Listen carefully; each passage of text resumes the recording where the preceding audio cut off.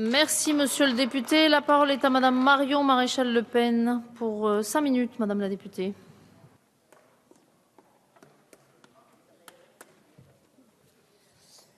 Merci madame la présidente, monsieur le ministre, chers collègues. Concernant la directive détachement des travailleurs, le ministre du Travail a parlé de systèmes massivement détournés, d'exploitation des travailleurs, de concurrence déloyale aux conséquences extrêmement graves. Quel cynisme! À quelques mois des élections, droite et gauche, vous pleurez sur un système que vous avez pensé, défendu, organisé. Une fois de plus, vous pointez du doigt la seule responsabilité de l'UE pour mieux vous disculper. Au niveau européen, vous avez pourtant chaque fois accompagné avec enthousiasme toujours plus de libéralisme, de libre circulation des travailleurs, des capitaux et des marchandises. Vous avez livré nos entreprises françaises à la concurrence déloyale du monde entier, riant au nez des ringards qui défendent le protectionnisme, traitant de néocons, pour reprendre la une d'un grand journal de cette semaine, tous ceux qui s'opposaient au merveilleux progrès du monde globalisé que vous appelez de vos vœux. Par votre faute, les délocalisations se multiplient inexorablement dans de nombreux secteurs. Automobile, industrie, aujourd'hui services. Et toute honte bue, vous avez l'outrecuidance de vous féliciter d'une soi-disant baisse du chômage. Je pense que les milliers de Français que vous jetez chaque jour dans la précarité apprécieront que vous affirmiez avec un grand sourire à la télévision que tout va bien, madame la marquise. Il est vrai qu'il est tellement plus important d'organiser des grands concerts parisiens, showbiz et paillettes pour lutter contre le racisme, quand les Français se demandent comment ils vont pouvoir finir leur fin de mois. Avec cette directive, l'UE a permis une délocalisation inversée pour les secteurs non délocalisables. Elle permet à un employeur de recruter pour un temps donné une personne envoyée spécialement d'un autre État membre tout en versant uniquement les charges sociales de son pays d'origine.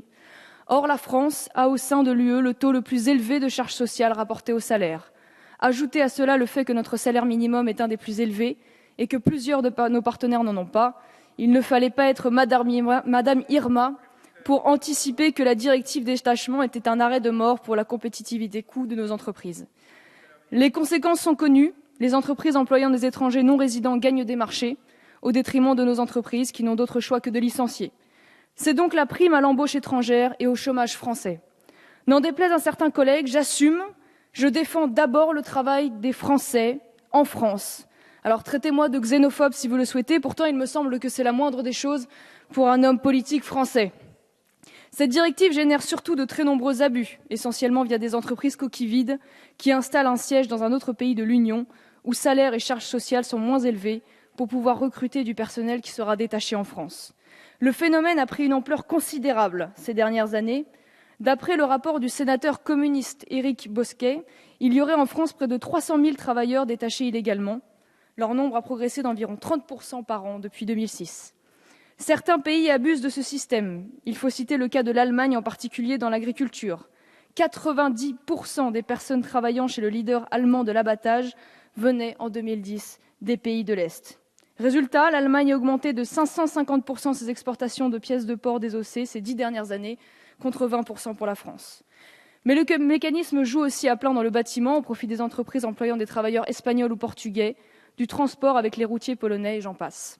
Le détachement a favorisé la précarisation des employés en incitant la non-déclaration des accidents du travail, le non-paiement des heures supplémentaires ou le dépassement de la durée légale du travail. Vous tentez de nous faire croire aujourd'hui que vous renégocierez cette directive.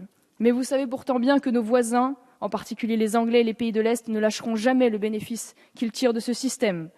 La crise actuelle est précisément due à votre silence sur le sujet depuis 1996 et à l'élargissement totalement irresponsable à l'Est que vous avez encouragé et voté.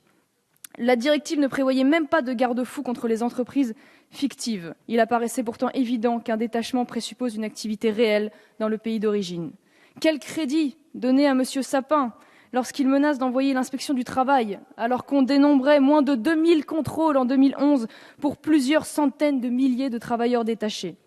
Alors pour faire patienter les chefs d'entreprise étranglés par la concurrence, vous leur promettez une harmonisation fiscale et sociale européenne.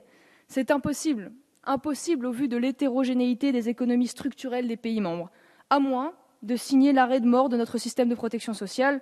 Dans ce cas, dites-le, ayez le courage, dites-le aux Français.